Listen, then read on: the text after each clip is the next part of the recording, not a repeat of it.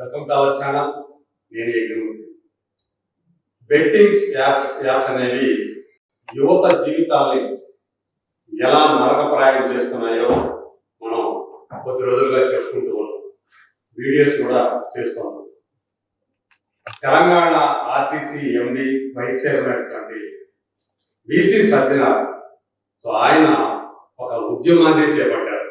ఈ betting apps అనే వాటిని ఎవరైతే ప్రమోట్ చేస్తున్నారో వాళ్ళందరినీ కూడా ఆయన తూర్పారబడుతున్నారు.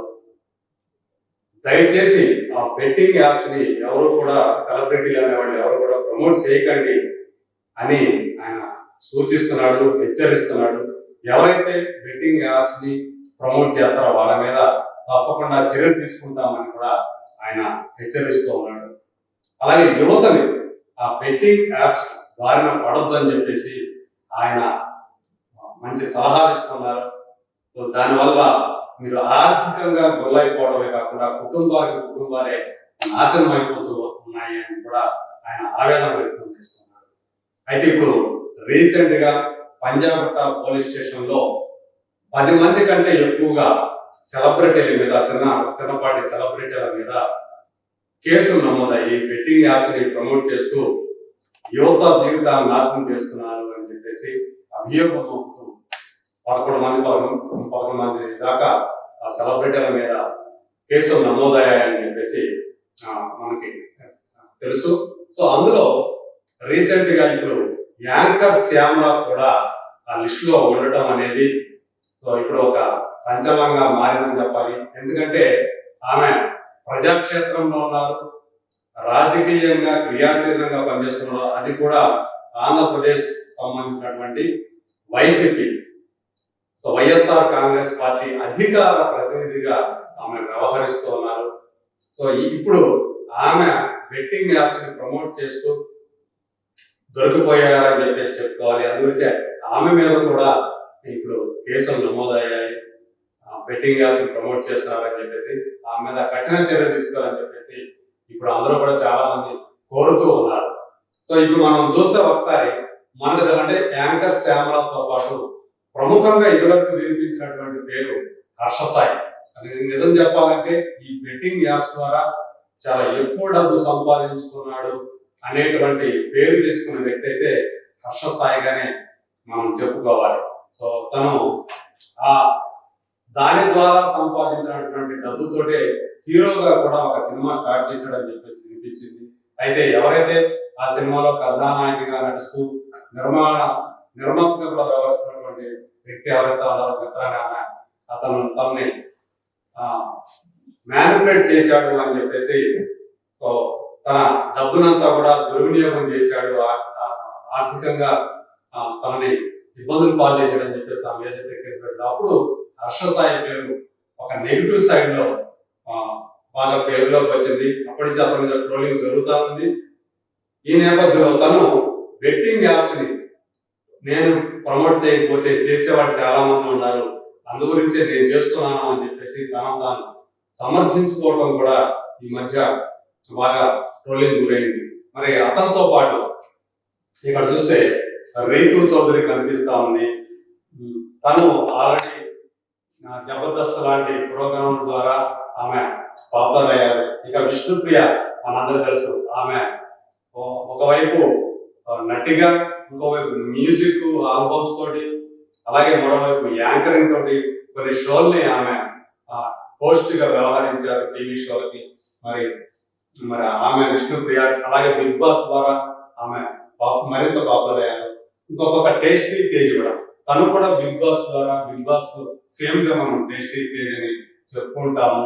అలాగే తను చేసే వంటలు, సో రకరకాల వంటలు చేస్తూ అలా తను టేస్టీ తేజ్గా అతను పేరు చేస్తున్నాడు. ఇంకో చూస్తే సురేఖ వాణి వాళ్ళ అమ్మాయి, ఆ అమ్మాయి పేరు సుప్రీత. సో మనకు తెలిసినటువంటి నటి సురేఖ వాణి కుమార్తె ఆమె సుప్రీత కూడా ఇందులో ఈ బెట్టింగ్ యాప్స్ లో వాటిని ప్రమోట్ చేస్తూ ఉన్నారు. తన సోషల్ మీడియా హ్యాండిల్స్ ద్వారా బెట్టింగ్ యాప్స్ ప్రమోట్ చేస్తారు. అయితే ఈ మధ్య కాలంలో ఈ బెట్టింగ్ యాప్స్ ఎక్కువ వివాదాస్పదం అవడంతో ఆమె వాటిని తొలగించారని కూడా మనకి వార్తలు వస్తున్నాయి. ఇంకొకరు చూస్తే ఇతను పరేషాన్ బాయ్స్ ఇమ్రాన్ అని చెప్పేసి ఇతను కూడా ఈ మధ్య కాలంలో బాగా బెట్టింగ్ యాప్ ద్వారా బాగా సంపాదించాడు ఇతను అప్పుడు. అలాగే ఇంకో భయ్యా సన్నీ యాదవ్ అని చెప్పేసి అతను, వీళ్ళందరూ కూడా సో బెట్టింగ్ యాప్స్ లో పెడితే ఎలా డబ్బులు వస్తాయి అయితే సన్నీ యాదవ్ అయితే మనకు మరి ఒక వీడియో ద్వారా చూసి మరి చూపించాడు. ఇలాంటి అట్రాక్ట్ చేయడానికి అంటే యువతని అట్రాక్ట్ చేయడానికే ఇట్లాంటి వాటిని వాడు ఉపయోగించుకొని వాళ్ళని ఆ ఊపులోకి లాగి సో ఎంతో మంది వేలు లక్షలు కోట్లు కూడా ఈ బెట్టింగ్ యాప్స్ లో పెట్టి పోగొట్టుకున్నారు అని చెప్పేసి మనకి సమాచారం అవుతుంది. వీళ్ళతో పాటు ఇంకా మరికొందరు కూడా ఉన్నారు. కిరణ్ గౌడ్ అనే అతను, అజయ్ అనే అతను, అలాగే సుధీర్ అనే అతను కూడా ఇందులో ఉన్నాడు అని చెప్పేసి వాళ్ళ మీద కూడా కేసులు రిజిస్టర్ అయ్యాయని చెప్పేసి మనకు తెలుస్తుంది. ఇవన్నీ కూడా పంజాగుట్ట పోలీస్ స్టేషన్ లో వీళ్ళందరి మీద కేసులు నమోదయ్యాయి. మరి వీటి మీద పోలీసులు ఎలాంటి యాక్షన్ తీసుకుంటారు ఏంటి, వీళ్ళకి అంటే రిమాండ్ విధించేటువంటి శిక్షలు పడతాయా లేదా అనేది సర్వత్రా కూడా ఆసక్తికరమైనటువంటి అంశంగా మారింది. సో ఇప్పుడు యాంకర్ శ్యామల ఈ జాబితాలో చోటు పొందడం అనేది సో ఆమెకి చాలా ఇబ్బందికరంగా మారిందని చెప్పాలి. ఒక పార్టీకి, అది కూడా గత ప్రభుత్వంలో అధికారాన్ని అనుభవించినటువంటి పార్టీ ఏదైతే ఉందో వైసీపీకి, దానికి ఆమె అధికార ప్రతినిధి కావడం.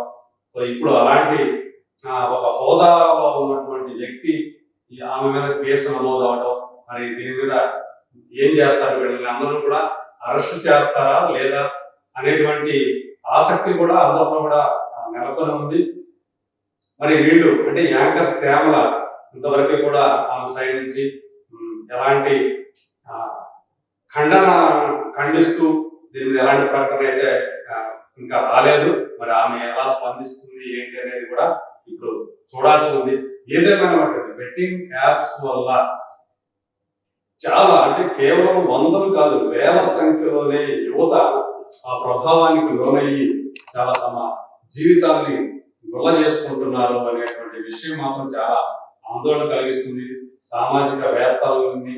అలాగే ఇప్పుడు ఒక ఐపీఎస్ అధికారి సో దీన్ని ఈ బెట్టింగ్ యాప్స్ మీద కొరడా జరిపించడము, దాన్ని ఒక ఉద్యమ స్థాయిలో ఆయన ప్రచారాన్ని నిర్వహిస్తూ ఉండటము, తన సోషల్ మీడియా హ్యాండిల్స్ ద్వారా ఎప్పటికప్పుడు ఈ బెట్టింగ్ యాప్స్ మీద ఆయన నిరసన వ్యక్తం చేస్తూ సో ఎవరు కూడా యువతని జాగృతం చేయడానికి ఆయన నడుము కట్టడం మాత్రం ఇప్పుడు చాలా మందిని ఆయన ఏదైతే తీసుకున్నారో ఒక స్టెప్ తీసుకున్నారో దాని అందరూ కూడా ప్రశంసిస్తున్నారు, అభినందిస్తూ ఉన్నారు.